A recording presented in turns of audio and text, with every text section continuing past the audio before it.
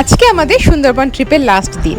আজকে একটু দেরি করে ঘুম থেকে উঠেছি। ঘুম থেকে উঠে আয়েশ করে চা খেয়ে স্নান সেরে আমরা হোটেল থেকে চেক আউট করে নিয়েছি। আমাদের লাগেজপত্র নিয়ে আমরা এখন বেরিয়ে যাব, আর তারপরে লঞ্চে আমাদের খাবার ব্যবস্থা করা হয়েছে। আজকে দুপুরের লাঞ্চের পরেও কিছুক্ষণ আমাদেরকে ঘোরানো হবে। তারপরে যেখান থেকে আমরা লঞ্চে প্রথম দিন উঠেছিলাম গদখালি, সেইখানে আবার আমাদেরকে লঞ্চ থেকে নামানো হবে। তো সেইখানে আমাদের জন্য গাড়ি ওয়েট করবে, আর সেই গাড়িতে আমরা কলকাতায় বাড়িতে পৌঁছে যাব। তো যে কোনো ট্রিপের শেষের দিনটা আমার ভীষণ মন কেমন করে, মনে হয় আরও কটা দিন ছুটি কাটাতে পারলে ভালো হতো, তবে বাড়িতে তো ফিরতেই হবে।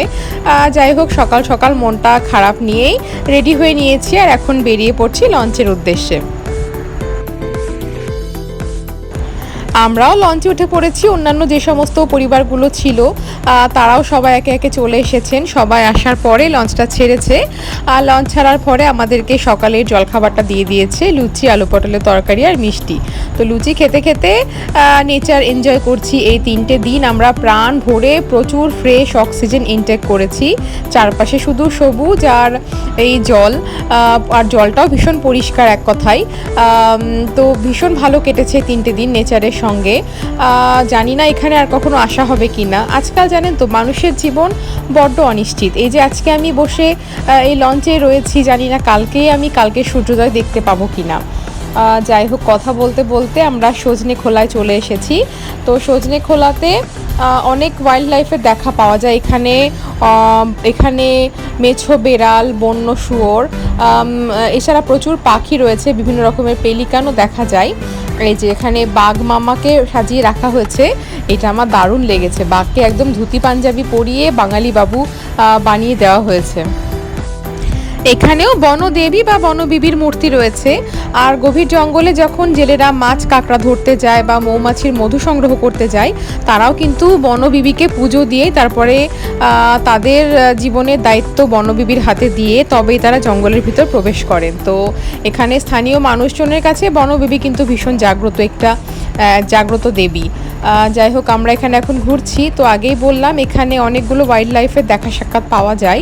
এখানে কচ্ছপও রয়েছে অনেক প্রজাতির, সেই সাথে রয়েছে কুমির, অনেক রকমের পেলিকান রয়েছে, আর রয়েছে বন বেড়াল, মেছো বেড়াল, আর ভোদর যেটাকে বলে, সেইটাও এখানে দেখা যায়। তো চলুন সামনে যে দেখা যায় কি পাওয়া যায় আর কি পাওয়া যায় না।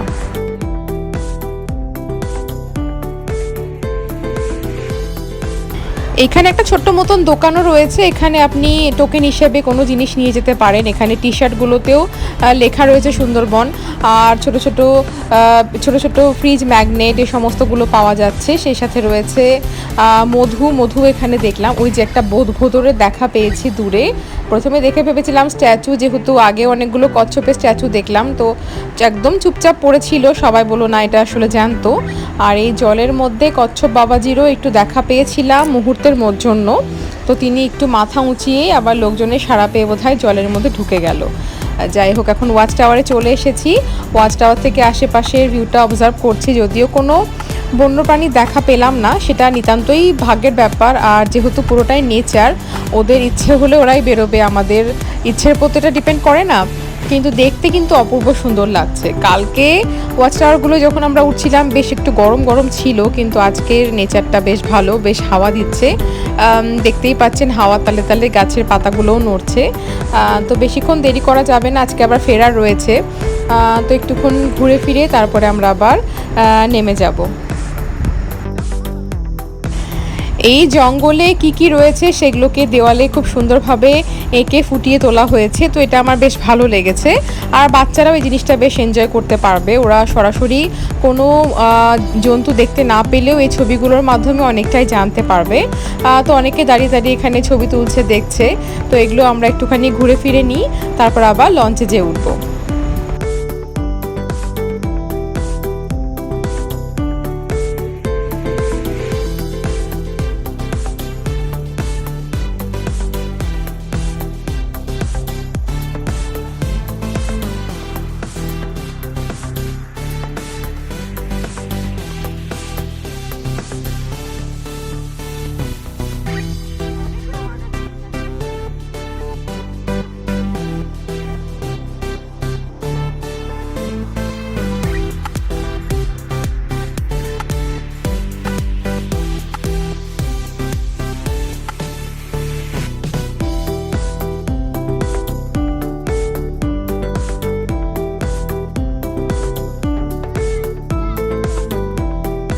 সুধন্যখালি বা দোবাকির থেকে আমার এই স্যাংচুয়ারিটা বেশি হ্যাপেনিং লেগেছে।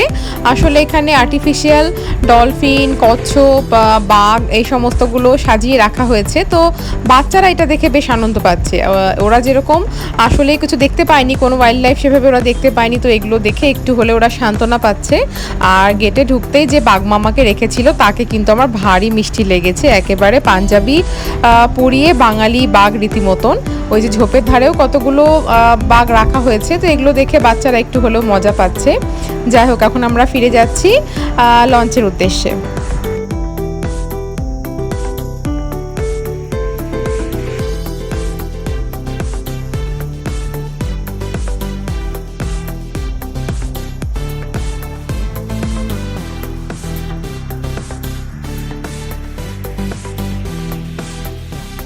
আবার লঞ্চে উঠে পড়েছি, লঞ্চ আবারও ছেড়ে দিয়েছে।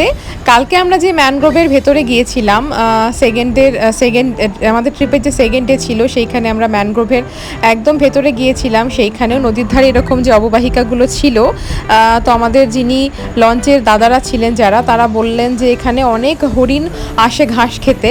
যদিও আমরা কিছু দেখাই পাইনি, তবে অনেক সময় দল বেঁধে হরিণের পাল আসে এই ঘাসগুলো খেতে। তো আজকেও যেতে যেতে যদিও কোনোই সম্ভাবনা নেই, তবু আমি একদম হাঁ করে তাকিয়েছিলাম যদি কিছু দেখা পাওয়া যায়। যাই হোক, ভেসে ভেসে আর কিছুক্ষণ যাওয়ার পরে আমরা একটু পরে পাখিরালয়ে নামবো।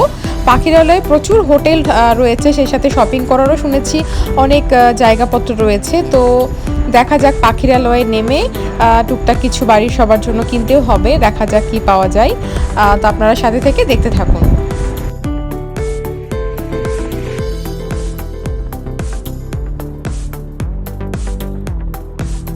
আমরা পাখিরালয়ে নেমেছিলাম, তবে জানি না কেন আজকে সমস্ত দোকানপাট বন্ধ ছিল। মাত্র দুটো দোকানই খোলা ছিল, একটাতে খাবার টুকটাক কিছু জিনিসপত্র পাওয়া যাচ্ছিল, আর একটাই ছোটো খাটো ঘর সাজানোর জিনিসপত্র, তবে সেটার প্রচণ্ড দাম বেশি বলছিল। তাই আমরা কিছু না কিনেই লঞ্চে আবার ফেরত আসি, শুধুমাত্র ডাবটাই সেখানে খাওয়া হয়। আর আজকে যেহেতু শেষ দিন, তো মনটা একটু খারাপ ছিল, তাই খাওয়ার ভিডিওটা সেভাবে করতে পারিনি। যাই হোক, আজকে স্পেশাল ডিশের মধ্যে ছিল কাঁকড়া। যদিও আমি কাঁকড়া খাই না, তাই আমার পাশে যে আমার ভাগ্নি ছিল ওর প্লেট থেকেই ভিডিওটা করেছি। যাই হোক, সুন্দরবন ট্রিপের এই ভিডিওগুলো আপনাদের কেমন লাগলো কমেন্টে জানাতে অবশ্যই ভুলবেন না। আমাদের সুন্দরবন ট্রিপের ফার্স্ট দিন, সেকেন্ড দিনের ভিডিওর লিঙ্কও আমি এই ভিডিও ডেসক্রিপশন বক্সে দিয়ে দেব। আর কিছুক্ষণের মধ্যে আমাদেরকে নামিয়ে দেবে গদখালিতে, তো সেখান থেকে আমি আগেও বলেছি আমাদের জন্য গাড়ি ওয়েট করবে, গাড়িতে করে আমরা বাড়ি ফিরে যাব। এই 3টে দিন দারুণ কেটেছে। ভিডিওর মাধ্যমে কতটা কি প্রকৃতিকে তুলে ধরতে পেরেছি জানি না, তবে আমাদের ওয়েস্ট বেঙ্গলের জন্য সুন্দরবন কিন্তু দারুণ একটা ট্যুরিস্ট স্পট। জানি না আর কখনো আসতে পারবো কি না, ইচ্ছে আছে একবার শীতের সময় অবশ্যই আসবো। আপনারা সবাই ভালো থাকবেন, সুস্থ থাকবেন। ভিডিওটা এতক্ষণ ধরে দেখার জন্য সবাইকে অসংখ্য ধন্যবাদ। সবাই ভালো থাকবেন, দেখা হচ্ছে পরের ভিডিওতে।